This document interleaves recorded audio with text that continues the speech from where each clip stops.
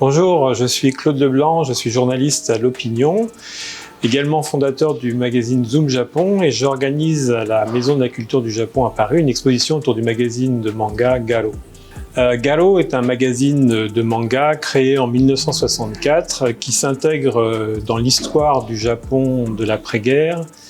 à la fois d'un point de vue économique et social, mais surtout du point de vue de l'histoire du manga. Garo est un magazine qui est d'abord un magazine de manga fait pour les enfants. Donc, dans un premier temps, le graphisme est particulièrement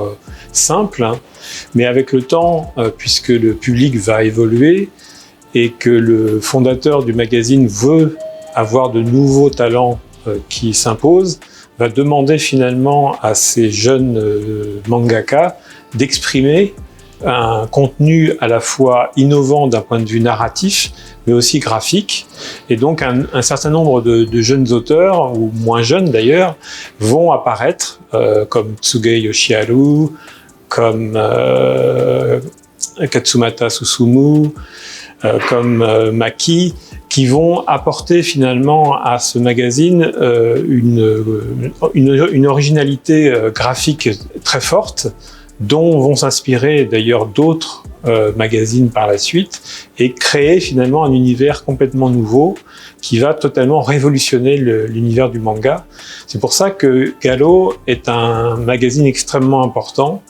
parce que à la fois il a un rôle social, puisqu'il s'inscrit dans une période très particulière du Japon, les années 60, une période tout à fait agitée, et en même temps, d'un point de vue graphique, va apporter des choses complètement nouvelles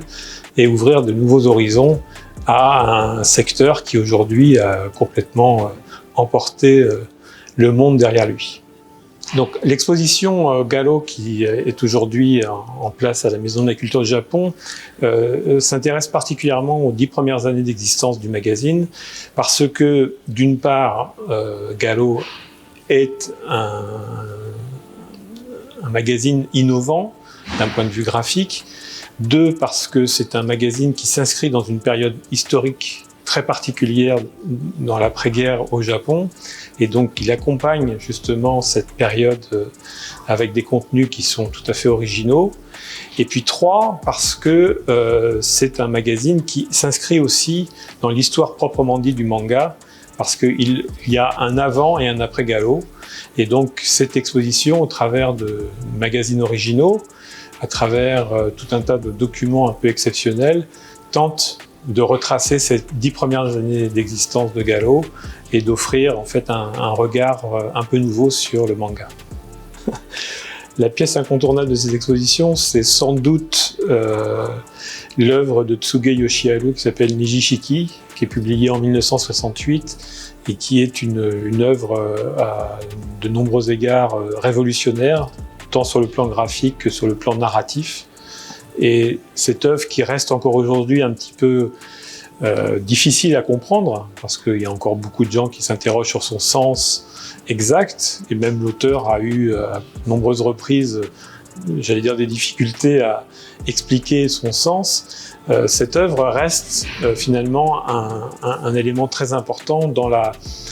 l'évolution de l'expression graphique au Japon, parce que, comme je pouvais le dire tout à l'heure, il y a un avant et un après Garo, mais il y a aussi un avant et un après Nijishiki.